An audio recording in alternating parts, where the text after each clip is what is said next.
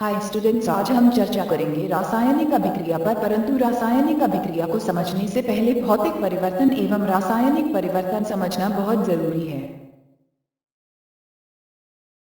भौतिक परिवर्तन ऐसा परिवर्तन जिसमें भाग लेने वाले पदार्थों की प्रकृति एवं पहचान में कोई परिवर्तन नहीं होती हो तो उसे भौतिक परिवर्तन कहा जाता है। जैसे कागज का फटना, कागज की प्रकृति फटने से पहले और फटने के बाद समान ही रहती है, उसमें कोई परिवर्तन नहीं आता है। दूसरा उदाहरण कागज का मुड़ना। तीसरा उदाहरण बर्फ का पिघलना। बर्फ और पानी दोनों की प्रकृति समान होती है और दोनों का रासायनिक सूत्र भी समान होती है। चौथा उदाहरण चीनी का पानी में घुलना। इस प्रकार का अनेकों परिवर्तन हम लोगों के आसपास देखने को मिल सकती है। भौतिक परिवर्तन के बाद पदार्थ फिर से अपनी पुरानी अवस्था में आ सकता है।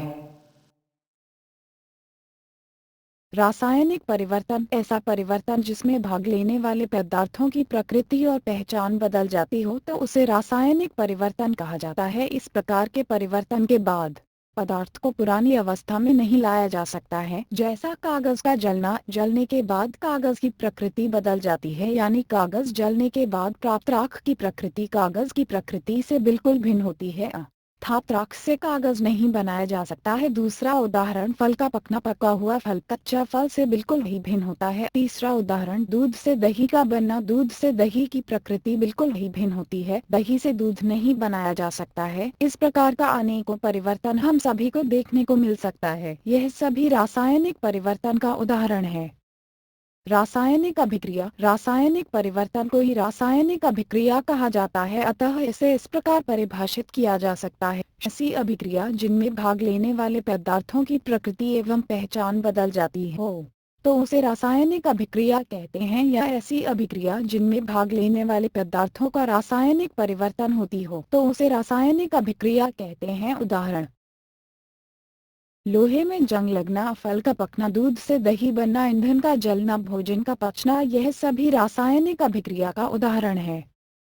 अभिकारक एवं उत्पाद। रासायनिक अभिक्रिया में भाग लेने वाले पदार्थ अभिकारक एवं रासायनिक अभिक्रिया के फलस्वरूप बने हुए पदार्थ को उत्पाद कहते हैं। उदाहरण हाइड्रोजन गैस ऑक्सीजन गैस के साथ अभिक्रिया कर जल बनाता है। हाइड्रोजन और ऑक्सीजन अभिकारक कहलाएगा जबकि जल उत्पाद कहलाएगा। दूसरा उदाहरण मैग्नीशियम रिबन को वायु में जलाने पर मैग्नीशियम ऑक्साइड का सफेद चूर्ण प्राप्त होता है। इसमें मैग्नीशियम और ऑक्सीजन अभिकारक है और मैग्नीशियम ऑक्साइड का चूर्ण उत्पाद है।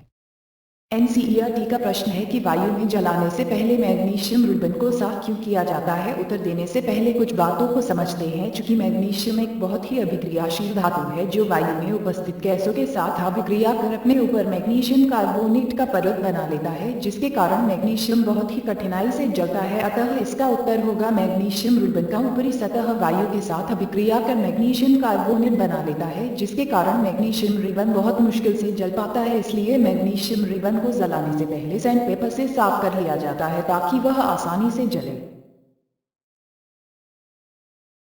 प्लीज हमारे चैनल को सब्सक्राइब करें ताकि इस प्रकार के और भी वीडियो आपको प्राप्त हो सके। Thank you for watching my video.